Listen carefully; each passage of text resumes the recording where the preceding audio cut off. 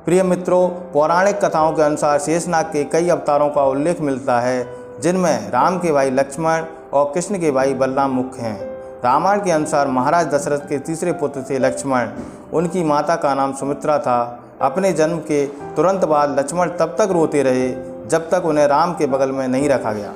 उस दिन के बाद से वह हमेशा राम के साथ रहे। लक्ष्मण विश्वामित्र के यज्ञ की रक्षा के लिए भी श्री राम के साथ गए थे तथा वनवास में भी राम के साथ गए थे।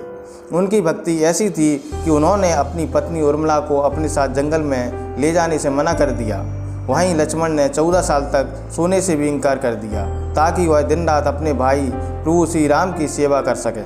लक्ष्मण के लिए श्री राम ही माता, पिता, गुरु, बड़े भाई सब कुछ थे और उनकी आज्ञा का पालन करना ही लक्ष्मण का परम धर्म था। वे उनके साथ सदा छाया के साथ रहते थे। भगवान श्री राम के लिए अपमान सूचक शब्द को लक्ष्मण कभी बर्दाश्त नहीं करते थे। वास्तव में लक्ष्मण का वनवास राम के वनवास से अधिक महान है। 14 वर्ष पत्नी से दूर रहकर केवल श्री राम की सेवा ही अपने जीवन का ध्येय बनाया। रामायण में ऐसे कई रहस्य हैं जिनकी हम कल्पना भी नहीं कर सकते। रामायण एक अथाह सागर की भांति है जिसमें डुबकी लगाने पर भी इसकी गहराई का अंदाज़ा नहीं लगाया जा सकता। रामायण की घटनाओं का अलग अलग तरीके से व्याख्यान किया गया है। रामायण के कुछ विशेष पात्र अथवा चरित्रों की बात तो सभी करते हैं, लेकिन एक ऐसा भी पात्र है जिसकी चर्चा शायद ही कहीं मिलती है। आज हम बात कर रहे हैं लक्ष्मण की पत्नी देवी उर्मिला की। लोगों का मानना है कि उर्मिला के त्याग, सेवा, प्रेम और निस्वार्थ भक्ति को कम आंका गया है। रामायण में उर्मिला को एक साधारण महिला की तरह अंकित किया गया है, जबकि सत्य यह है कि उर्मिला का त्याग और समर्पण अतुलनीय था, अनमोल था। वाल्मीकि रामायण के अनुसार उर्मिला जनक नंदिनी देवी सीता की छोटी बहन थी और सीता के विवाह के समय ही महाराज दशरथ और सुमित्रा के पुत्र लक्ष्मण से उनका विवाह हुआ था।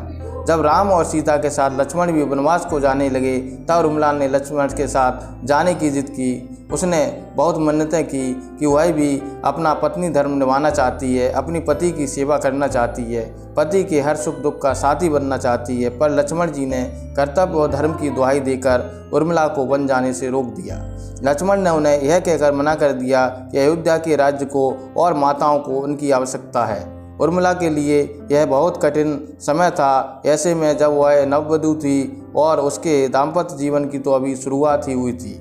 लक्ष्मण के वनवास जाने के बाद उर्मिला के पिता महाराज जनक अयोध्या आए और उर्मिला को मायके चलने का अनुरोध करने लगे ताकि माँ और सखियों के सानिध्य में उर्मिला के पति वियोग का दुख कुछ कम हो सके। परंतु उर्मिला ने अपनी मायके मिथिला जाने से इनकार करते हुए कहा कि पति की आज्ञा के अनुसार पति के परिजनों के साथ रहना और दुख में उनका साथ न छोड़ना ही उसका धर्म है। यह उर्मिला का अखंड पतिव्रत धर्म था। जब लक्ष्मण जा रहे थे तब इस विकट क्षण में भी उर्मिला आंसू न बहा सकी, क्योंकि उनके पति लक्ष्मण ने उनसे एक वचन और लिया था कि वह कभी आंसू नहीं बहाएगी, क्योंकि यह यदि दुख में डूबी रहेगी तो परिजनों का ध्यान नहीं रख पाएगी। लेकिन समय यह उठता है कि जब लक्ष्मण 14 वर्ष उर्मिला से दूर रहे तो इस दौरान उर्मिला ने क्या किया। इस संबंध में एक कथा मिलती है जिसका वर्णन रामचरितमानस में नहीं मिलता। इस कथा के अनुसार वन में पहली रात लक्ष्मण जागते रहे जबकि राम और सीता सो गए। तभी नींद की देवी निद्रा उनके पास पहुंची। तब लक्ष्मण ने उनसे 14 वर्ष की अनुमति मांगी ताकि वह अपने भाई और भाभी की दिन रात सेवा कर सकें।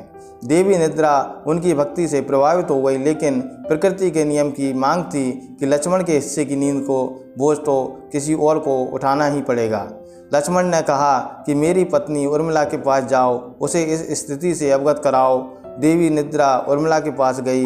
देवी उर्मिला ने सिर झुकाकर कहा कि मेरे पति के हिस्से की नींद 14 वर्ष तक दे दो ताकि वह बिना थके पूरे समय जाग सकें। इसके बाद उर्मिला 14 वर्ष दिन रात सोती रही, जबकि उनके पति लक्ष्मण अपने भाई श्री राम और भाभी सीता की सेवा में जागते रहे।